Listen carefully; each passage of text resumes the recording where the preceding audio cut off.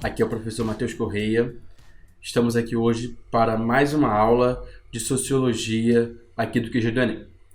Na aula anterior, nós estudamos e compreendemos as teorias sociais de Max Weber e de Karl Marx. Hoje a gente dá uma virada um pouco da nossa área de estudo e vamos para uma outra área das ciências sociais. Se na semana passada o nosso foco estava mais na sociologia, hoje o nosso foco vai para a antropologia. Nossa aula de hoje é sobre a noção de cultura. Vamos lá então para o slide para a gente compreender esse conteúdo. Nosso curso extensivo Enem. Cultura.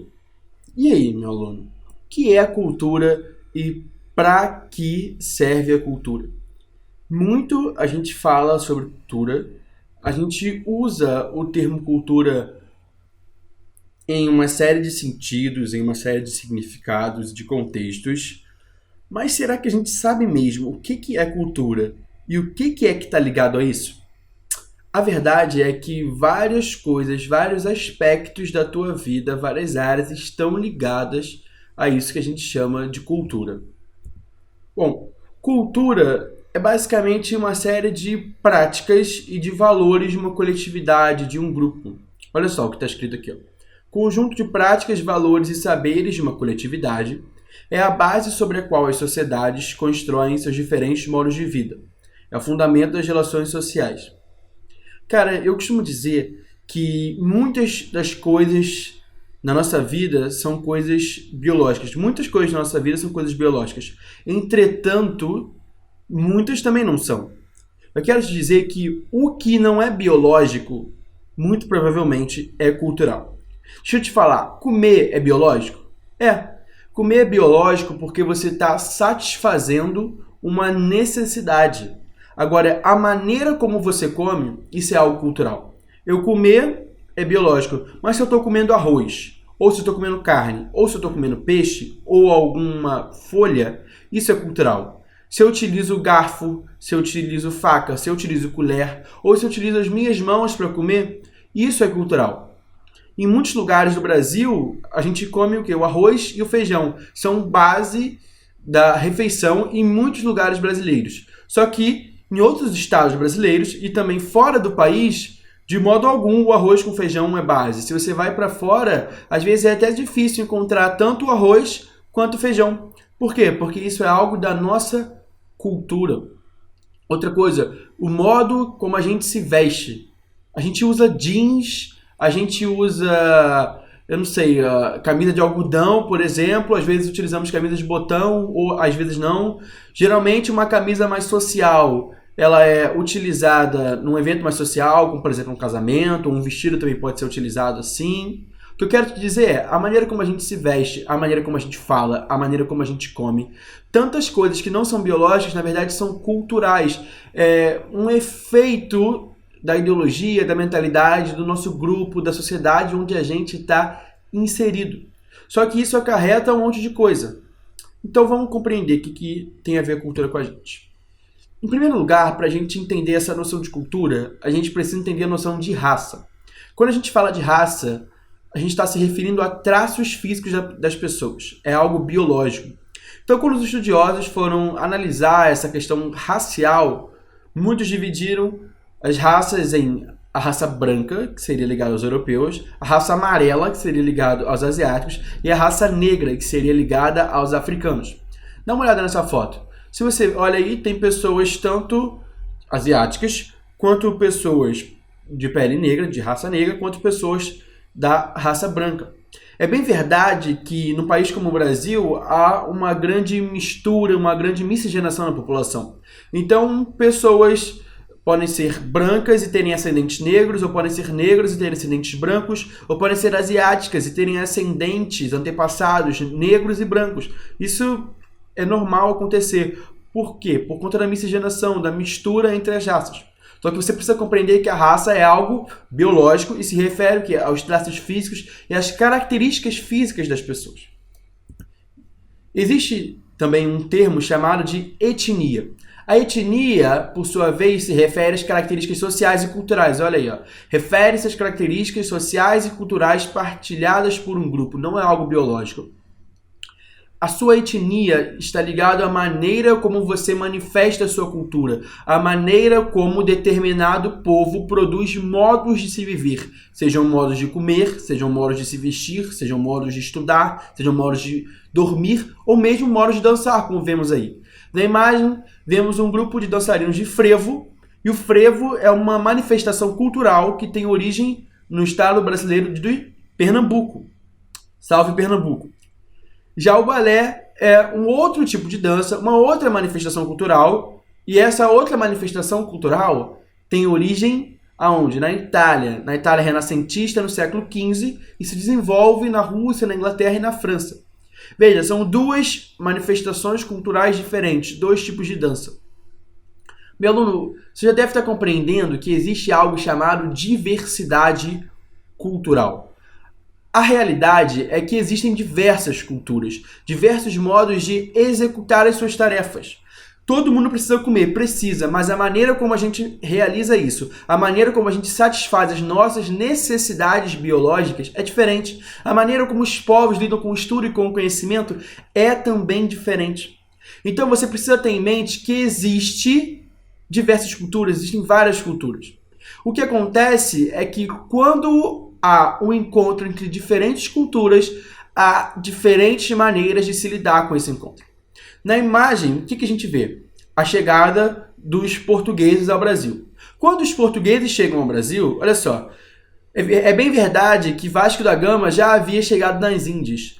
Só que a noção de mundo europeia era muito pequena e muito restritiva. Eles olhavam muito mais para a Europa. Na cabeça deles, apesar de já terem chegado às Índias, de terem algum certo conhecimento do Oriente Médio, o mundo era basicamente a Europa. Por mais que Cristóvão Colombo já havia chegado na América, na cabeça de um europeu, era como se o mundo todo se restringisse ao contexto europeu, ao contexto em que eles estavam. E além disso, olha só, se o mundo é onde eu tô, eu entendo que as pessoas são como eu sou. Elas falam a língua que eu falo, por exemplo, o latim é uma língua importante. As pessoas são católicas, as pessoas usam roupas e roupas muitas vezes grossas porque o clima é frio. As pessoas se alimentam do que eu me alimento. Veja, quando eles param para olhar para o mundo como apenas o local no qual eles estão inseridos, isso cria uma visão bem restrita dos outros. Imagina o choque quando eles chegam aqui e encontram os indígenas. É um choque tanto para os indígenas quanto para os portugueses, porque eles estão lidando com pessoas totalmente diferentes. Os indígenas que têm o seu próprio estilo de vida, de alimentação, de vestimenta, a sua própria relação com a natureza, agora encontraram um povo que só para começar estão chegando em caravelas, barcos, coisas que eles nunca tinham visto daquele tipo.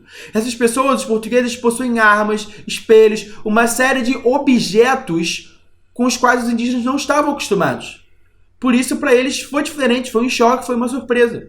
Agora, da mesma maneira para os portugueses.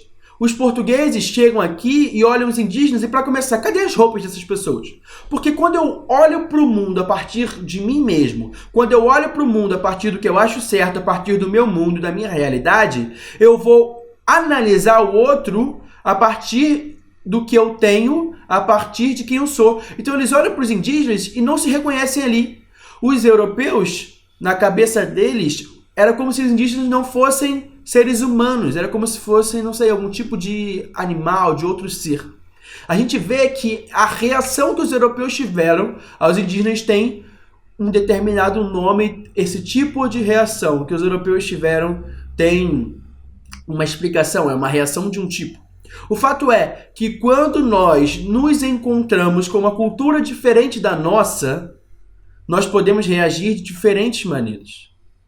E da mesma maneira, isso acontece quando nós vamos, talvez, para outro país, vamos para algum lugar onde os nossos hábitos, a nossa cultura é minoritária, nós somos minoria, ou também vai acontecer quando alguém de fora vem para cá. Imagina você que você está na sua escola e, de repente, um imigrante começa a estudar com você. Aquela pessoa pode ter outra língua, é bem possível que ela fale outra língua em vez de falar português. E aí, para começar, ela vai ter que ir se adaptando àquela língua. Outro fator é o seguinte: aquela pessoa talvez tenha hábitos de comida diferentes dos seus. Talvez aquela pessoa, não sei, esteja muito acostumada a comer croissant, ou sushi, ou então tacos, ou talvez arepas. Enquanto você está acostumado a comer arroz, feijão, bife com batata frita, você está acostumado a comer açaí, você está acostumado a comer churrasco, feijoada, peixe, chimarrão, uma série de coisas, tambaqui. O que eu quero te dizer é o seguinte: quando há esse encontro de culturas, ambos os lados têm que se adaptar e tentar compreender o outro lado. O que acontece é que muitas vezes, quando um lado é majoritário, como por exemplo, quando você vai fazer intercâmbio em algum lugar, você vai estudar fora, alguma coisa assim, você vai para outro país, você está em terras estrangeiras. Então aquela cultura lá é a majoritária e a sua você é ali o representante. O que pode acontecer, meu aluno, é algo que eu quero que você lembre, que Durkheim chamou de coerção social. O que é isso? Quando você está num meio onde está todo mundo fazendo uma coisa, você acaba se sentindo coagido a agir daquela maneira. Se você está no meio onde todo mundo fala de uma maneira muito formal e muito rebuscada, você vai se sentir coagido e obrigado a falar daquela maneira também. Se onde você está as pessoas ouvem mais o funk, você talvez pense: eu vou ouvir funk também para me enturmar, para me sentir incluído, para ser aceito. Ou talvez aquele grupo ouça sertanejo, não sei, e aí você vai querer ouvir sertanejo. Talvez seja música clássica, talvez aquelas pessoas gostem de futebol, que você vai tentar aprender sobre futebol só para se sentir incluído. Ou talvez seja sobre cinema. O fato é que quando nós interagimos com diferentes grupos, as pessoas têm diferentes modos de vida, diferentes áreas da vida dela, que elas têm suas próprias práticas, seus próprios costumes. E mesmo que elas não queiram, quando nós e nossos hábitos culturais são minoria, numericamente falando, em algum lugar, a gente acaba se sentindo coagido a se adaptar à maioria. A gente acaba se sentindo coagido a agir como a maioria das pessoas. Só que esse grupo maior, que é uma maioria, eles podem chegar e falar: olha, a gente vai incluir essas pessoas. Então vamos aceitar e respeitar essa cultura. Bem, como eu te disse, existem diferentes maneiras de lidar com esse choque cultural, de lidar com o encontro com uma cultura diferente. A primeira maneira que tem de se lidar com isso é o etnocentrismo. O que é o etnocentrismo? É exatamente a maneira como os portugueses, os europeus, lidaram com os indígenas ao chegar aqui no Brasil, ao chegar na América. Etnocentrismo é quando eu olho para a cultura do outro a partir da minha cultura, ou então a partir de uma cultura dominante. Ser etnocêntrico é achar que a minha cultura, que o meu modo de ser, o meu modo de agir é o correto, é o mais avançado, é o mais evoluído. Então eu olho para aquele que é diferente de mim, aquele que come diferente, aquele que se manifesta diferente, aquele que se veste de modo diferente e acho que ele é inferior. Foi exatamente assim que os portugueses fizeram. Ao olhar e ao ver que os indígenas não utilizavam roupas da maneira como eles utilizavam, não cultuavam o Deus que eles cultuavam, e nem se alimentavam, e nem tinham uma visão de mundo de um modo geral. Cultura está muito ligada a isso, visão de mundo. Não tinha uma visão de mundo como a dos portugueses. O que eles fizeram? Trataram os indígenas como inferiores. Eles tentaram subjugá-los, eles subjugaram eles como se eles não fossem seres humanos. Olha aqui, lê comigo. Quando julgamos a nossa cultura ou a cultura dominante, quando julgamos que a nossa cultura ou a cultura dominante é superior às demais culturas, e também julgamos a nossa etnia e a nossa raça, que a nossa raça e a nossa etnia são superiores. Exatamente isso. Os europeus se julgaram superiores aos asiáticos, superiores aos africanos, superiores aos indígenas. Para eles, a etnia, a raça e a cultura deles era superior.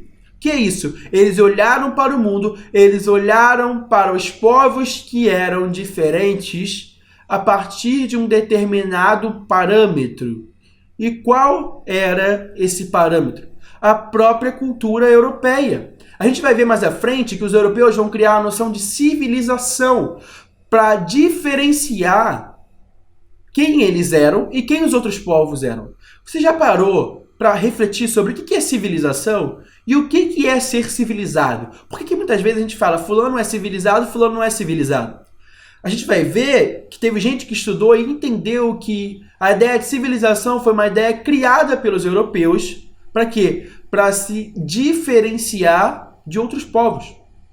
Bem, o fato é que eles adotaram uma visão etnocêntrica, colocando a etnia deles acima.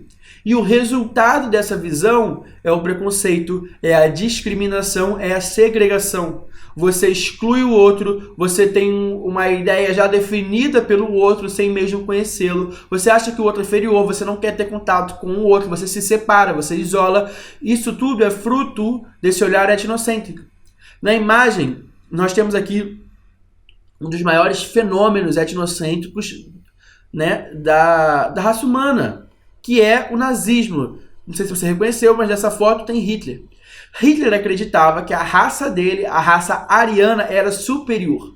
E por conta dessa raça ariana ser superior, ele queria que o mundo fosse apenas composto por arianos. Hitler objetivava matar judeus, ciganos, homossexuais, deficientes, todas as pessoas que na visão dele não eram consideradas evoluídas, não eram consideradas dignas, aptas. Sabe, ele estabeleceu um padrão. Ele mesmo criou. E as pessoas que não estavam nesse padrão ariano deveriam morrer. Por quê? Porque era necessário criar uma raça pura. A ideia de pureza é muitas vezes associada a essa atitude etnocêntrica. O que é isso? É você entender que há um determinado povo puro, há um determinado povo mais evoluído. Então o que acontece é que ao longo da história a gente vai ver uma série de confrontos entre culturas. Nesse caso do nazismo, a cultura nazista e ariana, através da liderança de Hitler, tentou se impor aos outros povos, entendendo que aquela cultura, que aquela raça, que aquela etnia eram superiores. Entretanto, há uma outra maneira de se lidar com o choque e com as diferenças, a diversidade cultural. E o nome dessa maneira é relativismo cultural. O relativismo cultural entende que cada manifestação cultural é legítima. Ou seja o frevo brasileiro, seja o samba, seja o balé, seja o que for.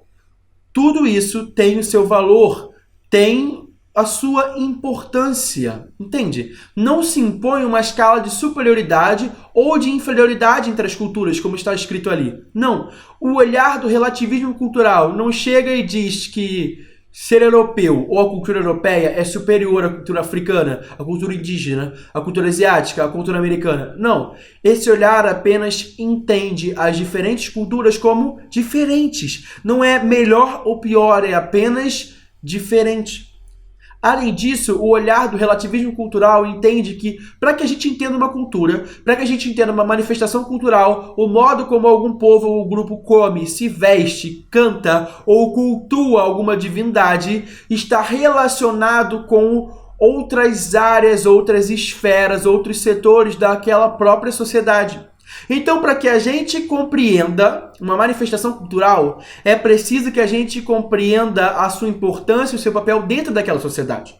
Então, não adianta eu tentar compreender as atitudes indígenas, o modo de se vestir e alimentação indígena, de se vestir e de se alimentar dos indígenas, olhando para o contexto europeu, olhando para a sociedade europeia. Não, eu tenho que olhar o modo de se vestir e de se alimentar dos indígenas olhando para a sociedade indígena, olhando para as diversas áreas dessa sociedade, seja a questão da reprodução, a questão da alimentação, a questão da sobrevivência. Do mesmo modo, se eu quero entender as atitudes europeias, eu tenho que olhar para o contexto europeu.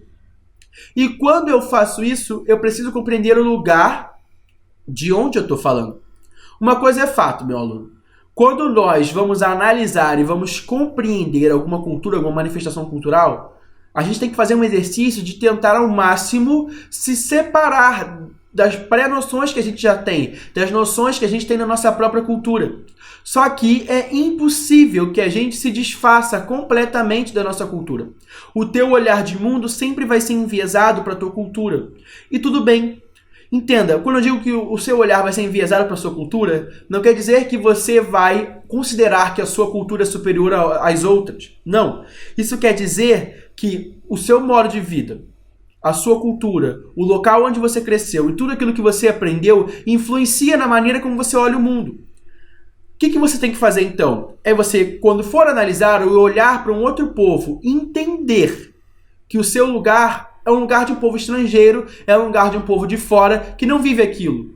Então, se você vai lá agora para o Japão e quer entender aquela cultura, você tem que entender, olha, eu sou brasileiro e eu vou olhar a cultura japonesa e vou tentar compreender essa cultura. Mas eu admito que eu, como brasileiro, tenho um olhar um pouco enviesado, porque tive uma formação cultural, uma educação diferente. Isso não significa que a cultura japonesa seja melhor ou pior que a minha. Só significa que eu tive uma formação cultural e uma educação diferente. Então a gente admite isso e a gente parte para olhar para aquela cultura simplesmente como algo diferente, não superior, não inferior. Isso é o relativismo cultural. Bom, meu aluno, esse foi o nosso primeiro bloco, onde a gente pôde compreender qual é a noção de cultura, a noção de raça, a noção de etnia e as noções de relativismo cultural e etnocentrismo, que são maneiras como nós lidamos com a cultura, maneiras como nós lidamos com as diferenças culturais. Próximo bloco, a gente continua. Grande abraço.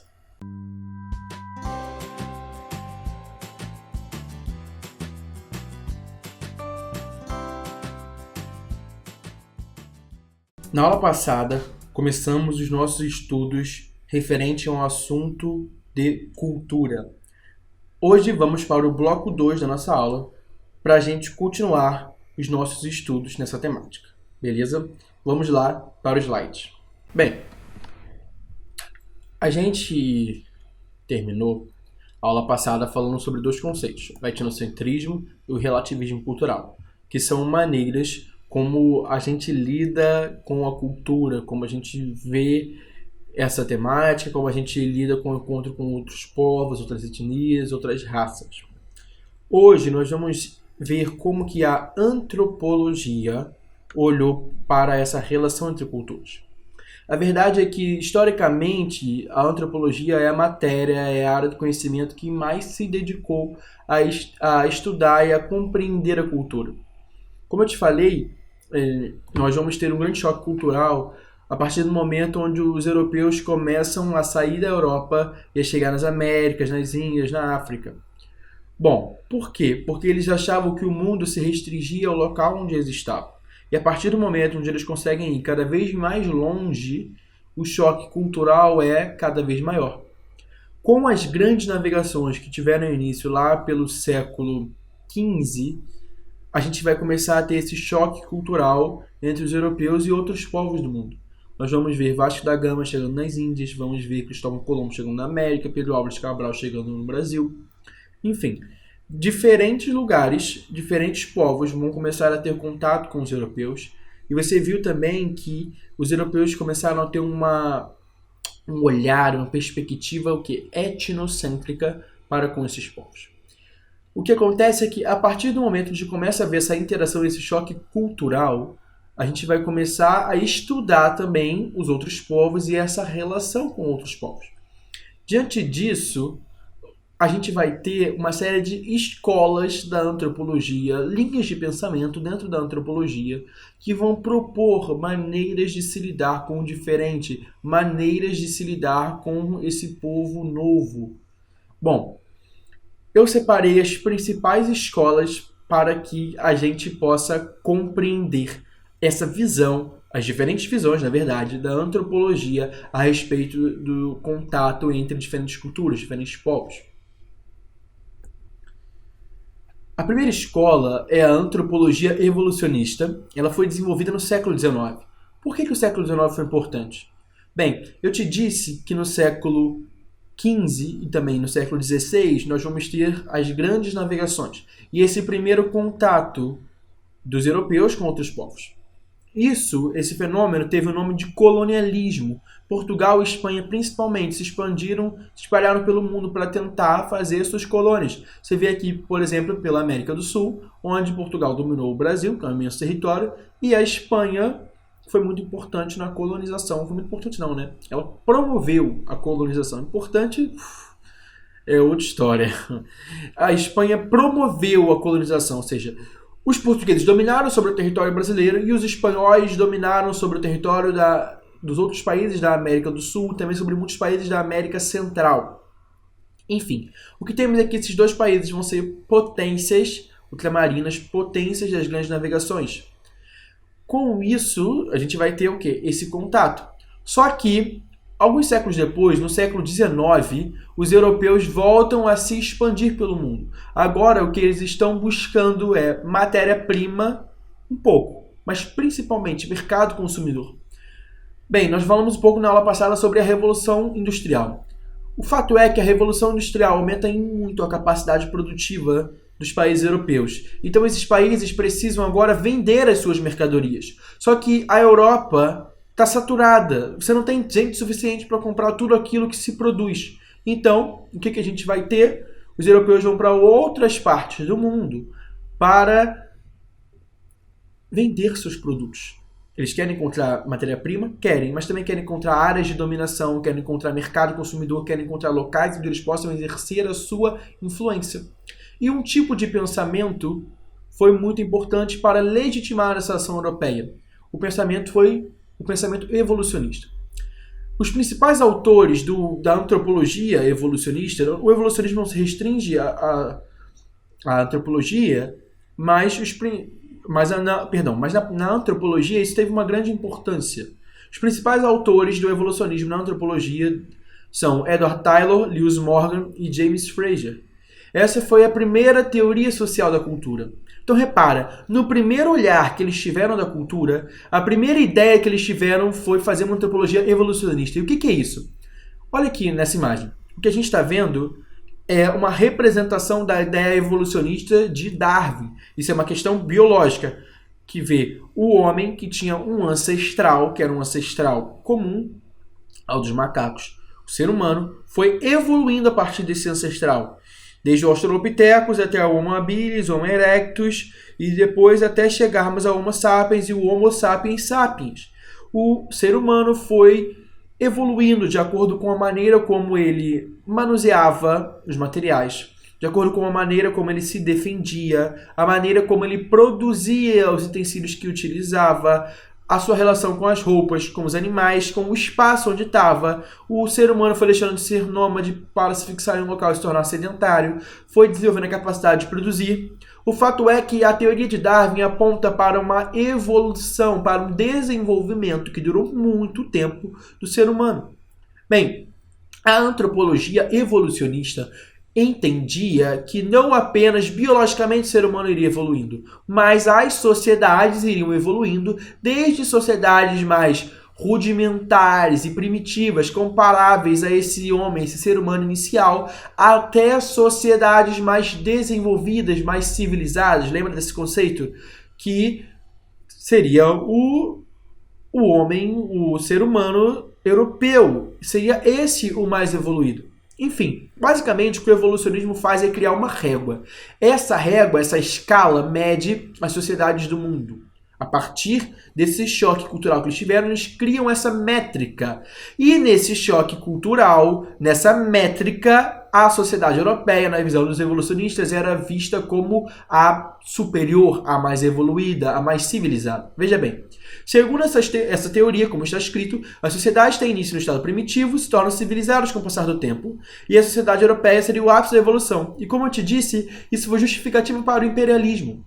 Os europeus alegavam, a gente vai ver mais à frente, possuíam uma missão civilizatória. Eles tinham um papel, era algo bom, positivo, olha como eles eram legais. Eles tinham a missão de chegar lá na África, chegar lá na Ásia e civilizar aqueles povos, ensinar as boas maneiras. Isso é o que? A antropologia evolucionista, que hierarquiza as sociedades. E nessa hierarquia, a principal sociedade, a sociedade superior, que tem os melhores valores, seria a sociedade europeia. Só que Nem sempre a antropologia pensou assim. Surgiram outras correntes da antropologia que se contraporam ao evolucionismo e analisaram a relação entre as culturas de modo diferente. A primeira delas que eu quero falar com você é a antropologia culturalista. Essa escola foi desenvolvida nos séculos XIX e XX e tem como grande destaque Franz Boas. Boas foi um antropólogo que tinha uma visão que era o seguinte: quando a gente olha para uma sociedade, quando a gente olha para diferentes povos, a gente precisa compreender a trajetória específica daquele povo. A gente precisa compreender a história daquele povo. Se eu quero compreender a tua vida, se eu quero compreender quem você é hoje, eu preciso entender a tua história, eu preciso entender quais caminhos te levaram até o que hoje você é, até quem você é hoje. Então, na teoria antropológica de Franz Boas, a história vai ter um grande papel. Olha aqui, as diferenças culturais seriam resultado das trajetórias independentes dos grupos humanos e ele tem uma visão histórica da cultura. Quando Boas olha para determinada sociedade em uma linha do tempo, ele vai vendo que diferentes fatos e fenômenos foram acontecendo naquela sociedade, para aquele povo. E quando esses fenômenos iam acontecendo, as pessoas iam tomando as suas decisões e se adaptando. Então, quem eles são hoje, na visão de Boas, é apenas um reflexo, um efeito, uma consequência das decisões que eles tomaram ao longo da trajetória. E quanto a isso, Boas não faz um juízo de valor, Boas não cria uma hierarquia. Ou seja, ele está tendo uma visão segundo relativismo cultural. É como a escola culturalista e Boas, que essa noção de relativismo cultural se desenvolve, ela surge, ela se desenvolve e ela cresce.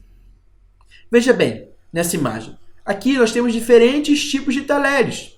Alguns povos, de acordo com a sua trajetória, de acordo com a sua história, optaram por comer com garfos. Outros povos optaram por comer com as mãos. Antigamente, pensava-se o quê? Que a comida era algo puro, era algo dado por Deus, então você deveria tocar nela diretamente, comer com as mãos. Só que com o tempo, essas noções foram mudando. Então, por exemplo, teve um dia onde surgiram com um instrumento para espetar a comida, porque seria mais fácil. Outra vez, de repente, decidiram o quê? Cortar a comida. Decidiram que era mais fácil tomar um caldo com uma sopa. Em outros lugares já vai o quê? Eles vão tomar o caldo. Você pega aquela cumbuca, aquela tigela e vira e toma.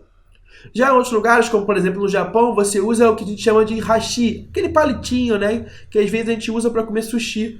O hashi é utilizado de diferentes maneiras. O que eu estou querendo te dizer? Ao longo da história, a sociedade se alimentou de diferentes maneiras. Utilizou diferentes talheres, diferentes modos de se alimentar, diferentes modos à mesa. E tudo isso estava conectado à sua história, a escolhas que eles foram fazendo ao longo da sua trajetória. Se eu como com garfo, como é comum no Brasil, não sou melhor que um japonês que come com hashi, e nem melhor que alguém que come com a mão. Não. São apenas formas diferentes de se alimentar, formas que foram desenvolvidas pela nossa cultura. Só que, tenha em mente, não necessariamente nós desenvolvemos aquilo, mas talvez aquilo possa ter sido trazido de fora.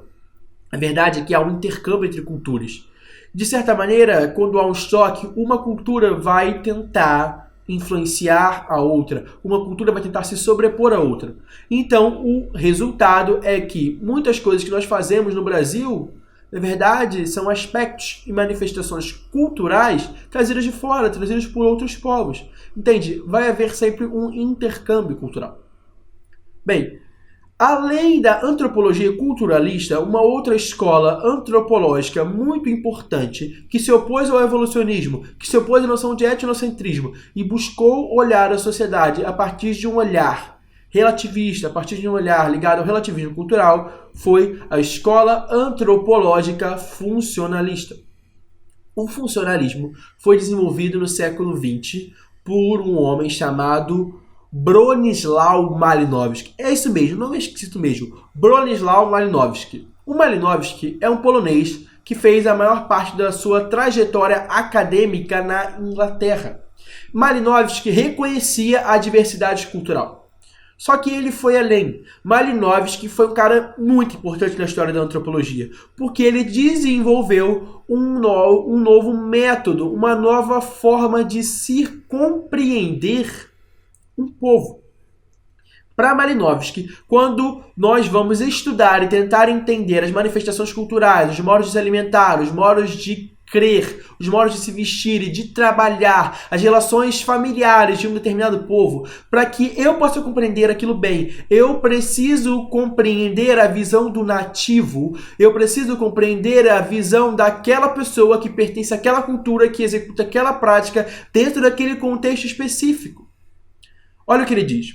As expressões culturais e as formas de organização social devem ser compreendidas, tendo como base os sentidos atribuídos a elas por seus próprios praticantes e não por aqueles que observam de longe. Ou seja, para eu entender uma forma de organização social, eu preciso entender o sentido que aquele indivíduo que pertence àquele povo, àquela cultura, atribui àquela prática. O sentido que ele mesmo, que está dentro daquilo, atribui. Não vale o sentido que eu, que estou de fora, estou atribuindo. Para isso, ele vai desenvolver um método que ele chamou de etnografia. Cara, olha o que Malinowski fez.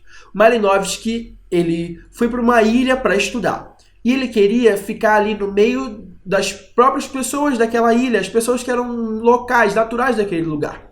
Na visão dele, era só estando no meio daquele povo que ele compreenderia a sua sociedade. Só que o que aconteceu?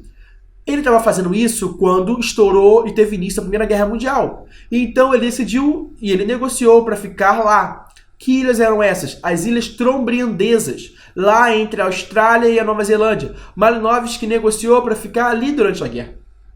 Então Malinowski imerso, para ele era muito importante estar imerso no ambiente no qual você está estudando. Ele procurou aprender aquela língua e compreender a visão dos nativos sobre aquilo. Bom, é verdade que muitos anos depois, o Diário de Malinowski foi publicado e pode-se ver que ele, enquanto indivíduo, possuía muitas visões naturais, oriundas da sua cultura e da sua formação. Por muitas vezes ele era preconceituoso.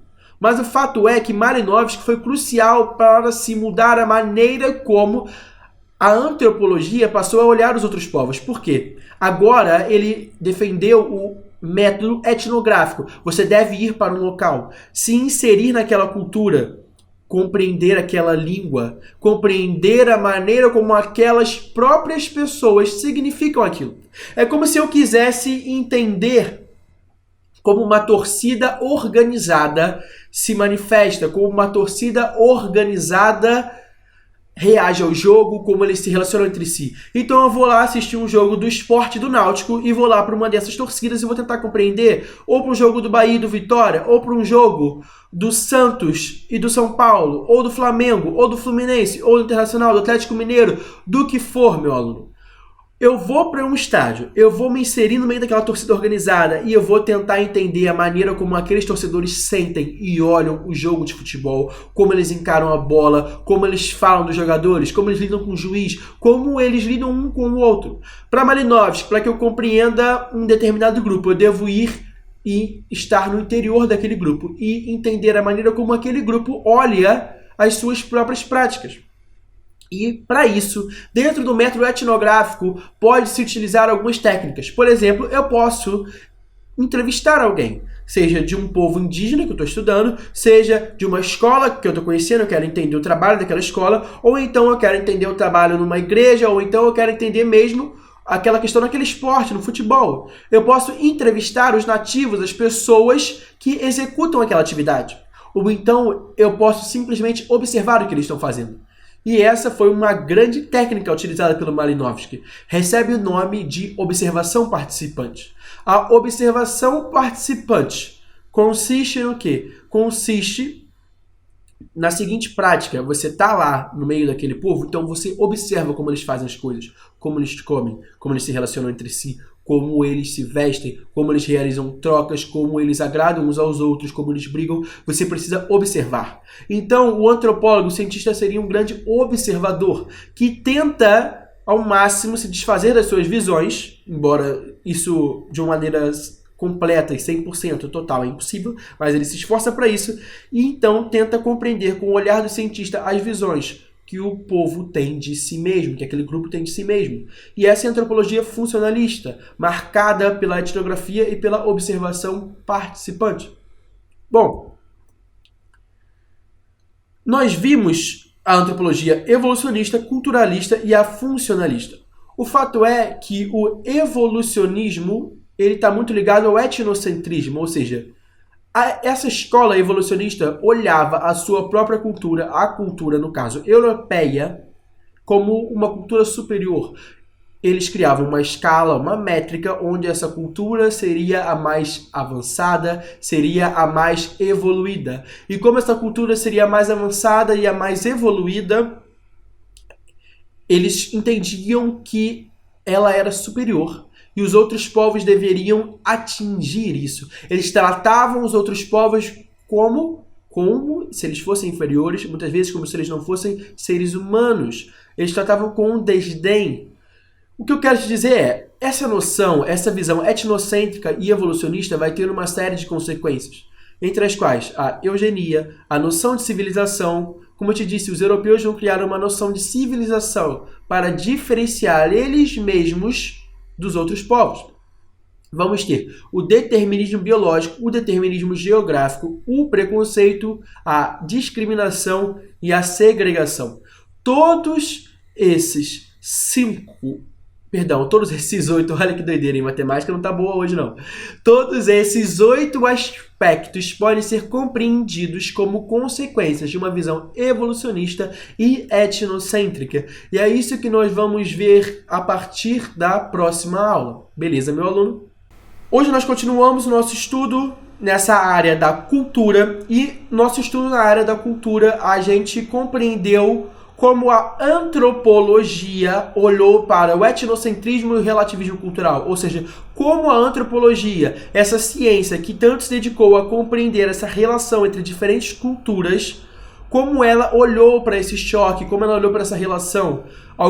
Teve uma escola que optou por uma visão mais etnocêntrica, que foi o evolucionismo, e outras escolas optaram por uma visão relativista, seguindo o relativismo cultural. Várias escolas fizeram isso, mas as primeiras e as principais foram o culturalismo, que teve como principal autor Franz Boas, e o funcionalismo, que teve como principal teórico Bronislaw Malinowski.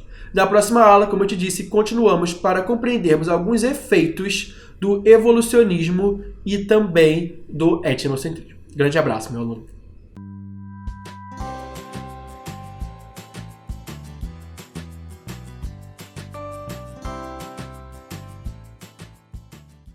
Estamos aqui agora para o nosso terceiro bloco da nossa aula sobre cultura.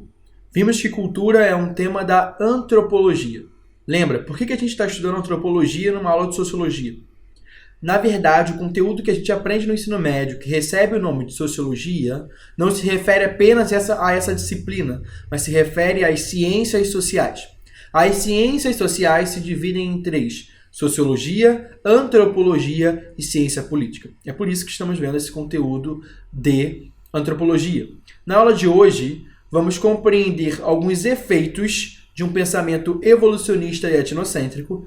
Vamos também olhar para alguns conceitos que foram elaborados por uma escola de pensamento chamada Escola de Frankfurt. E, além disso, vamos identificar e compreender a relação entre ideologia e cultura. Vamos lá no slide, então, meu aluno. A primeira consequência, o primeiro efeito, o primeiro fenômeno relacionado ao etnocentrismo e ao evolucionismo que eu quero que vocês compreendam é a eugenia. Esse termo vai surgir entre o final do século XIX e o início do século XX. Eugenia significa bem-nascido. Basicamente, a teoria eugenista entendia que havia sociedades, etnias e raças superiores a outras, e que isso teria a ver com o seu nascimento. Então, a teoria eugenista vai pregar que se faça uma limpeza étnica, ou seja, você deve fazer uma limpeza em cada nação para que ali haja apenas bem-nascidos. Olha comigo aqui, ó. As diferenças humanas são biologicamente determinadas e os indivíduos são herdeiros dos traços físicos, intelectuais e morais de seu grupo social de nascimento. Então, o que a teoria eugenista faz? Ela olha para o europeu, entende o europeu como um padrão nos termos físicos, um padrão nos termos intelectuais, um padrão nos termos éticos e morais também. Então, a teoria eugenista quer que haja um melhoramento da sociedade. E como esse melhoramento vai acontecer? Através da eugenia, através dessa limpeza étnica. Foi exatamente isso que Hitler foi tentar fazer, uma limpeza. A teoria ariana no nazismo julgava que aquela raça, a raça ariana, era uma raça pura, era uma raça superior. E por isso era necessário fazer uma limpeza étnica e exterminar todos os impuros. Beleza? Além disso, além do nazismo, ao longo da história a gente vai ver outras manifestações dessa teoria eugenista. Eu não sei se você sabia, mas no Brasil houve uma política de branqueamento da população. Alguns intelectuais propuseram isso, entre eles um cara chamado Nina Rodrigues. A ideia deles era o seguinte: é necessário que haja sim a miscigenação, brancos e negros no Brasil devem se misturar, e quando brancos e negros se misturarem no Brasil, nós teremos sorte cada vez que as crianças nasçam cada vez mais brancas, cada vez que a sua pele seja mais clara, que eles vão clareando. Então, essa política de branqueamento que ocorreu no Brasil tinha por objetivo que as pessoas tivessem relações sexuais e se reproduzissem de modo que a miscigenação entre brancos e negros resultasse numa população cada vez mais branca. Outra política eugenista foi a política do imperialismo. Se você olha aí na imagem, você tem a representação dos europeus, está vendo ali a representação da rainha, por exemplo, e você tem ali também um asiático. Por quê? Porque o Japão também exerceu o imperialismo, mas ele se concentrou principalmente no solo europeu. E como você viu, o imperialismo foi o seguinte: os europeus, eles chegaram e dividiram a Ásia e a África como se fosse uma pizza entre si. Então, França, você fica com, sei lá, esse país, você fica com o Zimbábue. Bélgica, você vai ficar com a África do Sul. Eu não estou dizendo de acordo com cada país, a gente sabe que enfim, não estou dizendo de acordo com cada país, eu estou dando exemplos. O Portugal, você fica com Guiné-Bissau. O Japão, você fica com tal parte da China. O que eles fizeram? Eles fatiaram os continentes asiático e africano como se fosse deles. Para quê? Buscando ali o mercado consumidor, buscando ali uma área de influência, buscando ali se enriquecer e ter poder. Bem, mas os europeus argumentavam: nós estamos indo para a África e para a Ásia com uma missão. Olha, nós somos tão legais, tão bons. Nós temos uma missão civilizatória: levar a civilização, a evolução, o progresso e o avanço à África e à Ásia. Foi essa visão evolucionista, etnocêntrica e eugenista que foi a base e a desculpa para as ações imperialistas europeias nesses dois continentes. Beleza? Bem, veja, missão civilizatória. Os europeus cunharam um termo chamado civilização. E teve um cara chamado Norbert Elias que buscou estudar e compreender a construção dessa ideia de civilização. Talvez você nunca tenha parado para pensar ou reparar isso, mas a ideia de civilização é uma ideia construída. O que os europeus fizeram? Nós precisamos nos diferenciar desses outros povos. Estamos conhecendo mais e mais pessoas ou seres diferentes de nós. Então precisamos mostrar que nós somos superiores. E como vamos fazer isso? Através da ideia de civilização. Civilização nada mais é que um padrão comportamental estabelecido. O europeu estabelece um determinado estilo. Olha como está escrito ali. Um determinado estilo de vida, que inclui valores, costumes, crenças e até padrões de higiene pessoal aceitos. Os europeus colocaram que o seu estilo de vida era o correto, a sua vestimenta era correta, a sua fé era correta, a maneira como eles se alimentavam era a correta. Se na Idade Média, a maneira como o europeu se portava à mesa ou lidava com a higiene pessoal era X, agora com essa noção de civilização que vai ser desenvolvida principalmente no século XVIII, XIX, XX, bem, com o desenvolvimento dessa noção, a maneira como eu ajo, a maneira como eu me comporto, principalmente nas relações com outras pessoas, diz se eu sou da alta classe, se eu sou civilizado, se eu sou evoluído ou se eu sou primitivo inferior. Os comportamentos civilizados seriam essenciais para as relações sociais. Eu tenho que te mostrar que eu tenho classe, que eu estou no seu nível. Há um modelo de convivência social. Olha só nessa imagem. Olha a pessoa tomando chá. Você tem que tomar o chá com delicadeza, com cuidado. Você estica o seu dedinho e toma o seu chá. Há uma hora correta de tomar o chá. Além disso, há um modo correto de se falar. Eu não posso falar assim, gritando. Não, eu tenho que falar assim. Olá, senhor, vossa excelência, tudo bem? Que não sei o quê. Gostaria de blá. Há um modo correto de se falar, devagar, calmo, civilizado. Há um modo correto de se andar. Veja na imagem, dos exemplos, estão as mulheres, porque a pressão quanto à maneira de agir de um modo civilizado foi maior sobre as mulheres. Há um modo de agir com a coluna reta. Então você coloca um livro na cabeça e você caminha assim. E até hoje isso influencia. Por exemplo, influencia na questão das modelos. O fato é que vão surgir uma série de padrões de comportamento, taxados como civilizados. Isso tudo vai ser desenvolvido pelos europeus. A gente vai ter a noção, o surgimento das noções de etiqueta e de boas maneiras, da maneira como nós lidamos à mesa, da maneira como nós sorrimos, falamos, nossos fluidos corporais. Tudo isso vai ser criado e vai ser desenvolvido para que haja uma separação entre os superiores e os inferiores. E o que Norbert Elias vai dizer é que esses padrões foram criados e estabelecidos pelas classes superiores, pelas classes dominantes, utilizando aí alguns termos marxistas. Ou seja, os superiores criavam uma noção de superioridade. É muito fácil, né? Eu crio qual que é a métrica de superioridade. E eu defino que a métrica de superioridade é ser como eu definir que deveria ser. É ser como eu sou. Então, se eu criei, é óbvio que eu estou seguindo aquilo que outros não. Se eu crio a noção de civilização, se eu crio a métrica do que é bom, do que é correto, do que é o comportamento educado e respeitável, é óbvio que é um comportamento que eu tenho e que outros não. Por quê? Porque assim eu vou estar me diferenciando. Um sociólogo chamado Pierre Bourdieu dizia: existir é diferir. E olha como isso fica claro aqui. O europeu cria a ideia de civilização para diferir a alta classe europeia, a elite europeia, com a civilizada e a superior.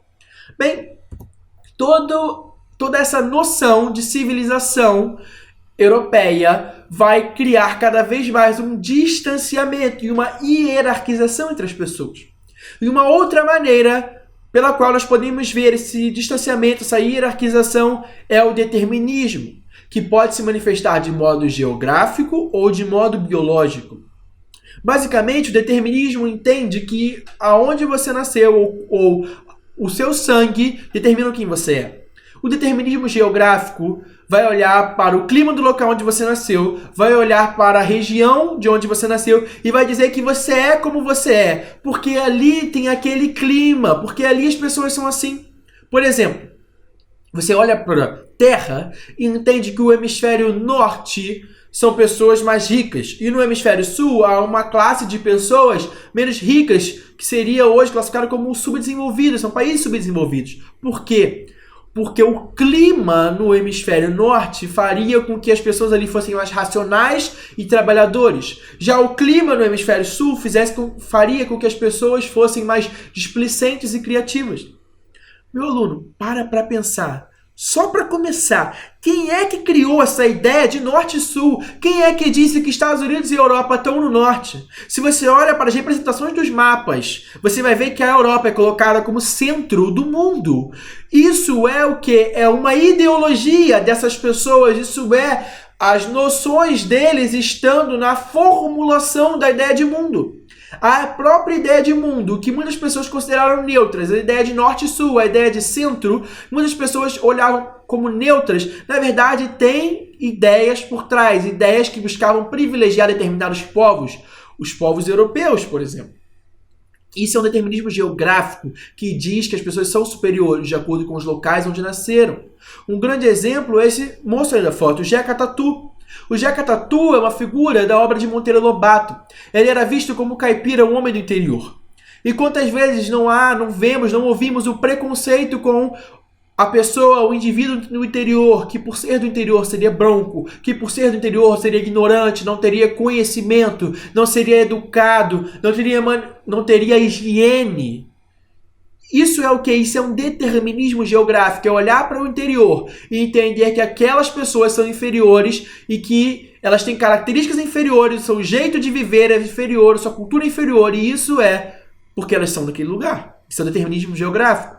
Mas há também determinismo biológico, quer dizer, porque você é negro, você é inferior, porque você é indígena, você é inferior, porque você é asiático, você é inferior. O determinismo biológico justificava a dominação de europeus sobre negros e sobre indígenas. As suas características físicas estariam totalmente ligadas a quem você é e de onde você veio. Então, determinismo é você determinar a pessoa, determinar quem ela é, quais são suas características e suas qualidades de acordo com o seu nascimento, seja levando em consideração a sua linhagem sanguínea, sua raça, seja levando em consideração o lugar de onde você veio. Tudo isso, a eugenia, o determinismo, essa noção de civilização vai gerar um pensamento preconceituoso. O preconceito nada mais é que você ter uma opinião negativa sobre alguém ou sobre um grupo. E essa opinião é uma opinião rasa. Você não pensa muito quando se é preconceituoso. O preconceituoso segue um estereótipo. O que é isso? É um senso comum quanto aquela pessoa deveria ser. Por exemplo, há alguns estereótipos preconceituosos relacionados à regionalidade brasileira, ao regionalismo. Por exemplo, você vai dizer que o carioca é vagabundo ou que o baiano é preguiçoso. Isso é o quê? É um estereótipo que leva ao preconceito. Entende? Leva uma pré-noção. O preconceito tem a ver com uma ideia superficial. Você não reflete, você não utiliza a sua razão. Simplesmente é uma ideia disseminada. Há agentes que disseminam ideias preconceituosas. Que agentes são esses? Agentes de socialização, como, por exemplo, a escola e a família. Muitas vezes, nós vamos aprender a ser preconceituosos na própria escola ou na própria família, entende? E há preconceitos de todo tipo, de classe, entre pobres e ricos, de raça, de etnia, de gênero, de orientação sexual, de cultura. Há uma série de preconceitos que vão ser julgamentos prévios, que vão ser base para atitudes de discriminação e de segregação, que gera divisão na sociedade, que gera isolamento na sociedade. E essas atitudes vão muitas vezes ser disseminadas por figuras como a escola, uma religião, como a família. Beleza? Além do preconceito, que a gente vai ter uma discriminação. Qual que é a diferença? Preconceito é essa noção, é essa ideia negativa em relação a uma pessoa ou um grupo. A discriminação vai ser quando você pega essa ideia negativa e transforma ela numa atitude que te faz excluir as pessoas. Discriminar é separar. Você pra cá, você é inferior. Você pra lá, você é superior. Com você que é superior, eu quero fazer amizade. Você é branco, você é hétero, você é católico, você é europeu, você é isso, você é aquilo, você é rico. Então com você eu quero amizade. Você que não é nada disso, lembra, existir é diferir. Você que se diferencia disso. Você fica pra lá. Essa atitude de discriminação vai gerar a marginalização, vai gerar a exclusão, vai gerar o isolamento social. Você vai começar a olhar para um grupo, estigmatizar e criar uma marca. Aquela pessoa ali, ela é marcada como inferior, como mau caráter, como ladra. Tudo isso é o que? Preconceito. Ou melhor, desculpa, tudo isso é discriminação, que vai ter origem no preconceito. E essa discriminação, ela pode acontecer de maneira clara e direta, como por exemplo em jogos de futebol, onde alguém joga uma banana em direção ao jogador e chama ele de macaco. Isso é um preconceito mais latente, visível. Ou esse preconceito pode ocorrer de uma maneira mais discreta, que nós chamamos de velada. Nenhum é melhor ou pior que o outro. A verdade é que é tudo ruim. Isso é preconceito, isso é discriminação. Um pensador chamado Horácio Nogueira vai dizer que nos Estados Unidos o racismo vai se manifestar de maneira mais latente e vai levar à segregação, que é o que vamos ver no próximo slide. Já no Brasil, o preconceito vai se manifestar de maneira escondida. de maneira, sabe, mais na encolha. E é o que vai fazer com que muitas pessoas achem que aqui não haja preconceito. Afinal, somos um país miscigenado e misturado. A verdade é que, apesar de o Brasil ser miscigenado, sim, ser misturado, sim, há aqui, sim, um grande preconceito, como, por exemplo, um grande racismo. Um sociólogo chamado Nelson do Vale Silva fez um estudo sobre o racismo nas escolas. Ele comparou populações negras e brancas e descobriu que populações negras possuem um maior índice de reprovação e de abandono da escola, em comparação à população branca, que teria uma maior aprovação. Aí você pode dizer, é porque os negros são menos inteligentes que os brancos? De modo algum, não. O que a gente já viu com a ciência é que não há essa diferença biológica entre os povos como o evolucionismo tentou impor. Então, se não há uma diferença biológica entre brancos e negros, por que os negros estão reprovando mais ou estão abandonando a escola? Você pode dizer, é porque há mais negros no meio da população pobre. Ok, isso é um argumento, mas o que Nelson do Vale Silva fez foi comparar populações negras e brancas de pessoas que tinham a mesma faixa de renda. Então eram pessoas que tinham a mesma faixa de renda, eram grupos sociais, então, comparáveis, onde basicamente a única diferença entre eles era porque um grupo era branco e o outro grupo era negro. Então o que Nelson do Vale Silva concluiu é que se dois grupos possuem rendas semelhantes e a única coisa que os diferencia é a sua raça, só pode ser o racismo que está levando a essa reprovação e esse abandono escolar por parte dos negros. Muita gente criticou ele, mas até hoje ninguém conseguiu refutar esse estudo do Nelson do Vale Silva, mostrando que a presença do racismo nas escolas, como nós vemos aí, quantas vezes são os próprios pais e mães, tutores das pessoas, das crianças que as ensinam a tratar de maneira desrespeitosa, pessoas que não seguem um padrão de cor, não seguem um padrão de cabelo, não seguem um padrão de modo de se falar, de modo de se portar e de agir. Bem, isso é a discriminação. E um dos efeitos da discriminação é aquilo que nós chamamos de segregação. Bom, a segregação basicamente é a separação na sociedade. É quando o meu preconceito, a minha discriminação fazem com que haja uma separação. A gente viu muito isso nos Estados Unidos, de Martin Luther King, e na África do Sul, de Nelson Mandela. É escola de negro e escola de branco. É banheiro de negro e banheiro de branco. A segregação muitas vezes é imputada pelo próprio Estado. Nós vemos isso tanto com Martin Luther King quanto com Nelson Mandela. A segregação como uma política de Estado, onde você separa negros e brancos, privilegiando os brancos, é uma separação espacial. Bem, tudo isso tem a ver com algo chamado de ideologia. Há uma grande relação entre a ideologia e a cultura. O que é isso? Bem, a ideologia são ideias e valores que orientam as decisões dos indivíduos. O que isso quer dizer? Por trás da nossa cultura há uma série de ideias e de valores. E essas ideias vão orientar as nossas ações, vão orientar as nossas manifestações culturais. Marx e Gramsci entendiam que a ideologia que predominava na sociedade e que as pessoas seguiam achando que era neutra era a ideologia da classe dominante. Essa ideologia estaria presente tanto no Estado quanto na escola. Com isso, nós seríamos desde novos ensinados a seguir leis e ideias e padrões de comportamento que, na verdade, estariam o tempo inteiro favorecendo a classe dominante.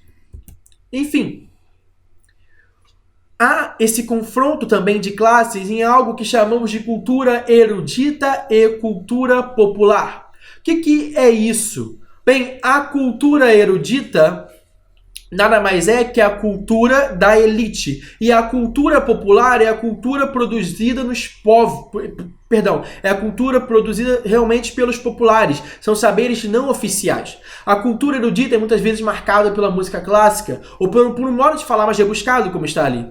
Já a cultura popular é marcada pelas manifestações culturais que surgem no meio do povo, como muitas vezes o funk, o samba ou o cordel, ou o futebol também. O que você precisa saber é que muitas vezes a elite se apropria daquilo que é popular e cria a sua própria forma daquela cultura, seja com o samba ou com o futebol. É quando a elite se apropria da cultura popular e torna aquilo algo erudito. Além desses dois tipos de cultura, existe um outro tipo de cultura chamado de cultura de massa. O que é a cultura de massa? Basicamente, a cultura de massa é quando você pega saberes, quando você pega valores, quando você pega uma cultura e produz aquela cultura para que as pessoas consumam. A cultura de massa não é produzida pelas massas, mas para as massas. O que é isso?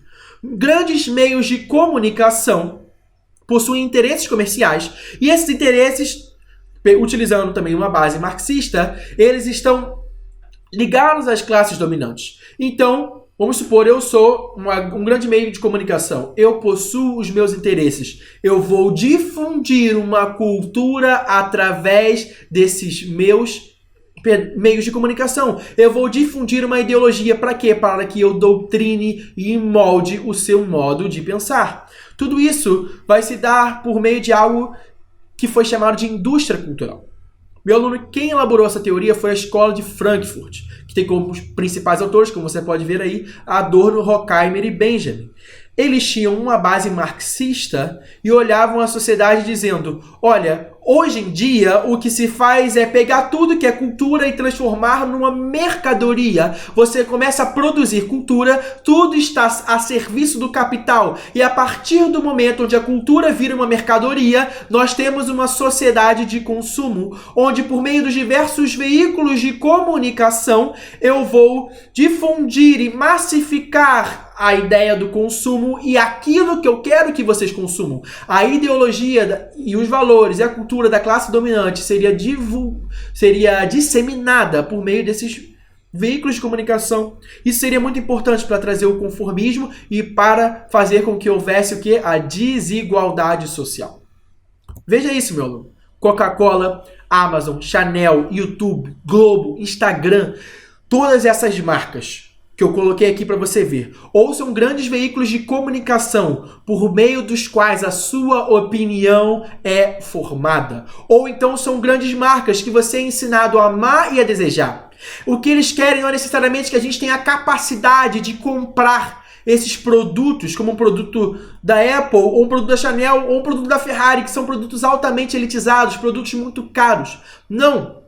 O que eles querem é que as pessoas sonhem, desejem e anseiem por consumir esses produtos. Você já se perguntou o porquê de você querer consumir um produto? O porquê de você preferir determinada marca? Quando você ouve refrigerante, no que é que você pensa? Quando você ouve carro, quando você ouve a palavra perfume, no que é que você pensa?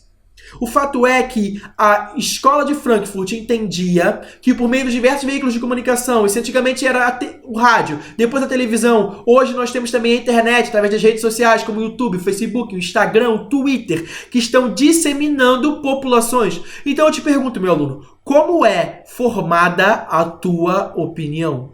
Como é formado o teu modo de pensar, o teu modo de refletir? O que a Escola de Frankfurt vai dizer é: os grandes meios de comunicação, a classe dominante que controla tudo isso, vai fazer com que você pense segundo a ideologia deles, vai difundir essa forma de pensamento, vai difundir essa ideologia, fazendo com que você consuma e deseje ter o que eles têm a qualquer custo. Meu aluno, essa foi a nossa aula sobre cultura.